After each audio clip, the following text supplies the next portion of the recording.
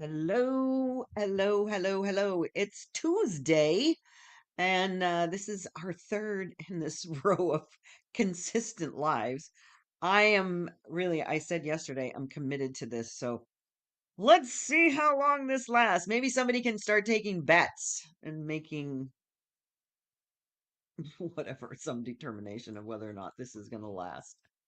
So today I was talking about your purpose and your passion, and yesterday, today I want to talk about Ikigai, not Ikigai, Ikigai. And it is a Japanese word. There was a gentleman who wrote a book about it years ago. And it's really an interesting concept because there is this place in Okinawa that is, oh gosh, what do they call those zones where people live to, they're octogenarians. They live to be over 100. So there's this one particular place over there in Okinawa that a gentleman went over there, this is years ago, to study what was going on, not to find the path to whatever you want to call it, longevity, the the fountain of youth. But here is the thing, is what he discovered, and this is what I love so much, is number one, these people that are practicing this ikigai, where they had four basic pillars of what keeps them with this longevity. And they didn't really even have to think about it at all. They were very clear about the four things that allowed them to stay in this feeling, this beingness. And so, just to give you a little bit of an overview of what the four pillars of Ikigai are, because I'm going to pick this up from when we were talking about yesterday, purpose and passion. Ikigai talks about this coming from your space of purpose and passion, not trying to force in a business from what you think it is, because that's what happens when I talk about purpose and passion from time to time. It's like, oh, what do I like to do? I'm just going to make a business out of that. So, the four pillars of Ikigai are what you love. And this is really the essence that we have lost completely. We used to be in nature and be in tribes, and maybe we weren't necessarily doing things that we love, but we were living to the best of our potential. And so we've lost this idea of what is it that makes you super happy? What brings your soul to life? And so, what do you love? And I'm going to ask you these four questions because you can begin to put them in context with the questions that I asked yesterday about your blue sky visions and dreams and what you're not going to put up with anymore. So, what you love is that forefront of your passions and things that bring you joy. So maybe just take a minute, or when you're through listening to this live, or you're listening to it and you can put it on pause, write down those things that you love. So I'm going to just call out a family member of mine. She loves to craft. Oh my goodness gracious. And I hate that idea, right? So this is about what you love, what takes you into those places where you completely lose track of time. So I'm in love with ballroom dancing. I'm going to go take a martial arts class here locally. And I remember that I've taken them before and I really did love that. So I might be reigniting a passion. And the thing is that we do a lot of things that we absolutely don't love. And so we want to begin to incorporate, but also just to know what those things are. What do you love to do? Do you like to drive? I'm not a big fan of it. I know people that just love to take road trips and just drive everywhere. People love to garden. Some people love to clean house. I mean, it's really interesting how your particular desires and joyfulness are different than everybody else's. And I think I shared this yesterday, that you are a unique and individualized expression of the one. And so the second intersection of ikigai is, what are you good at? What are your skills and your talents and your strengths? I often say this, that mine was just, I knew it as early as I can remember, that teaching was that thing for me. No matter what I've ever done, I always bring that component in because that is a talent or a skill or a strength. I'm not sure, it's part of who I am, but you have something that you do better than anybody else. Maybe you read people. Maybe you are a fix-it person. My mom used to work for a gentleman in California. He was an assemblyman and a senator for the state. And this guy could make he was like Mr. MacGyver. He could make anything out of anything. You give him a string and some tape, and he's going to make, I don't know, something really crazy and magical. But that was a skill and a talent and a strength that he had. What are those things for you? How do you show up in the world with some amazing, unique skills, talents, and strengths? And then the third intersection of Ikigai is, what does the world need from you? Because you are, all of us are contributing into the world in some way. We are contributing ourselves. And I've said this so many times. We are a piece of this huge puzzle of the universe, and as you connect with yourself, you begin to understand how you contribute positively to others or society. You are a gift to the world. And we so often spend time not paying attention to who we are and what our gifts are. It's like you're going into a party holding on to a wrapped present, which is your gift to the world, and you never let anybody see it. You never let anybody unwrap it. So that's the third pillar intersection of Ikigai. And what then can you be paid for to earn a living that incorporates these other three intersection pillars? That is where the beauty of this is. So, as I begin to share with you how to build a business, right? Birth a business, it's important that we come from that space, because if you're just going to create something and go on, and find an influencer that says, "Hey, I can teach you how to make this much money off of internet." Da, da, da, da. I don't even care what it is. You're not following your passion, and you may do that for a while, but it's never, especially from the feminine perspective, it's never going to fill that soul hole that we all have, that we're looking for how to do that. So I want to just take this ikigai a little bit farther. So iki is life in Japanese, and gai is your worth and your value. So this is really just the value that you have. Your life is, what value do you bring to the world? We are so busy comparing ourselves to somebody else and not knowing who we are. And it is so important to understand that you are the gift to the world. Every single person on this planet is. And we spend so much time comparing ourselves or shaming others or blaming others. And none of that allows you to actually uncover your own worth and value. And then our purpose, as I said, it's this motivating force, this meaning in your life. It isn't a grand goal, right? We've spent so much time being taught that goals mean something. And the idea here is just to embody life in this ikigai way, which is this longevity. We call longevity this length of life.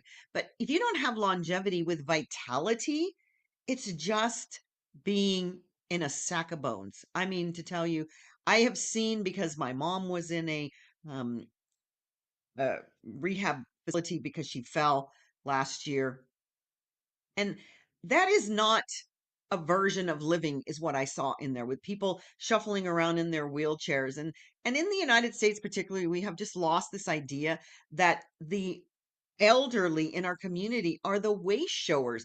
They are the wisdom bearers. And so what they discovered on in this society in Okinawa was that they were thriving. These elderly people, 70, 80, 90, 100 years old, were thriving. And it wasn't because they stopped working and did this thing called retire, which I'm very much about retiring. Oh my gosh, the whole notion is retire. And my grandmother died when she retired because she gave herself leukemia. I remember standing over her coffin and yelling at her, "How dare you leave like this?" Because I knew that she had just given up.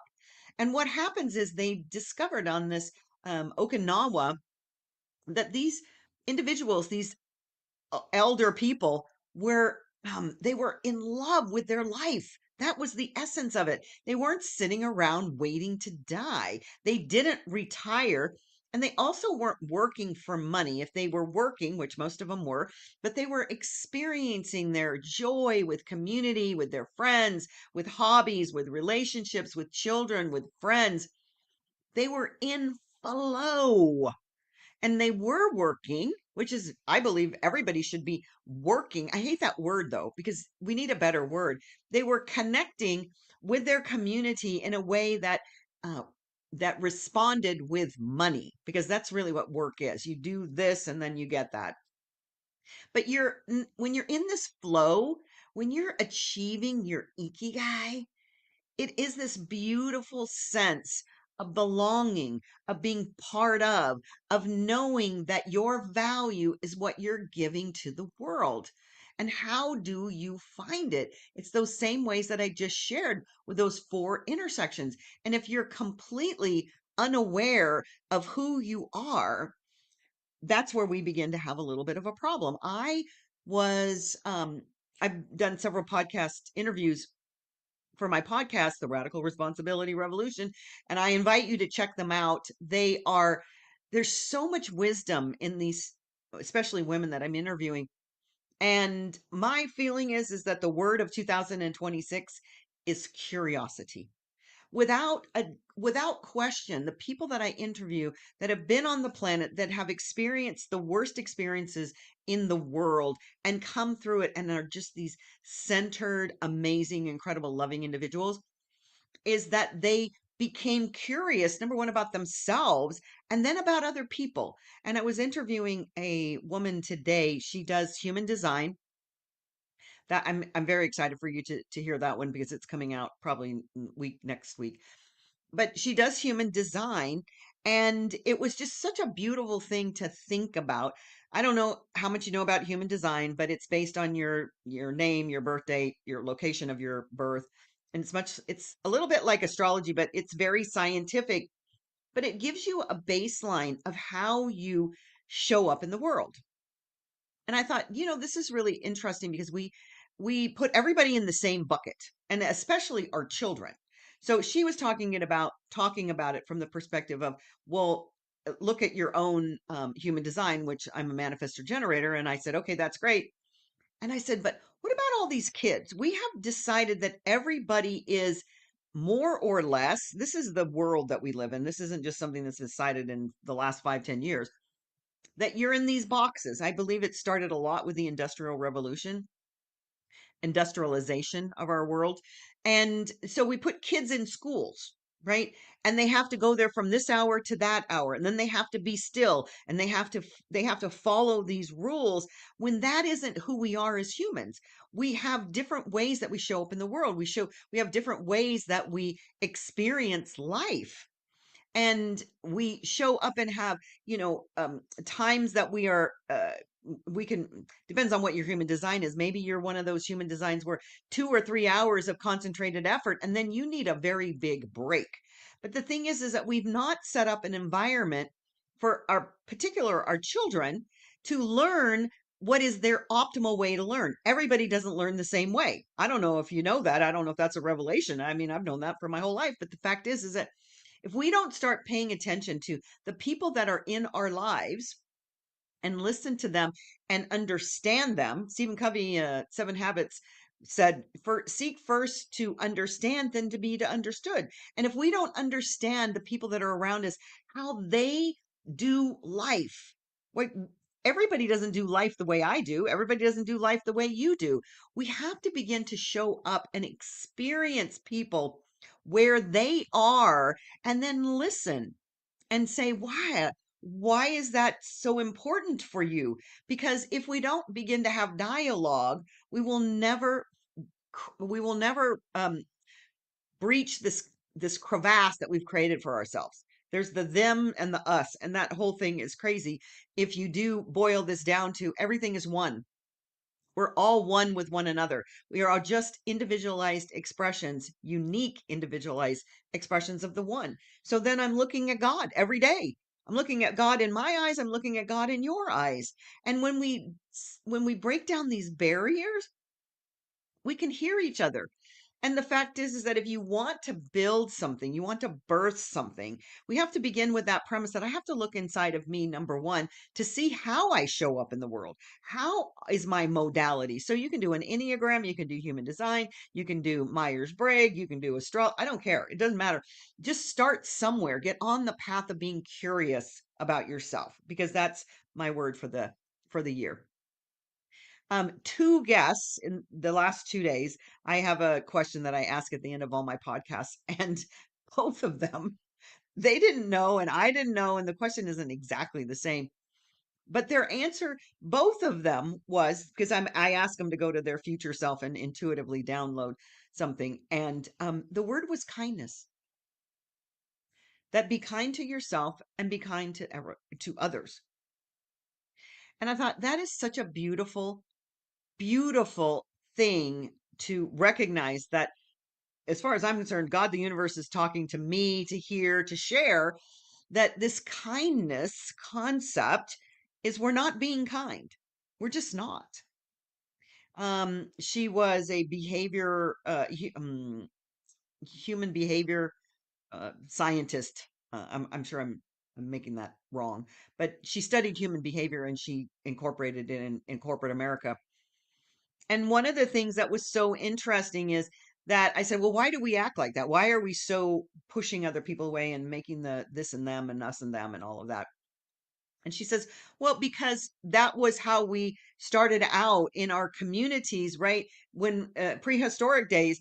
And it's, you got to stay inside the cave when the lion, the saber-toothed tiger is outside, right? To go outside takes you apart and potentially keeps you excluded or unsafe.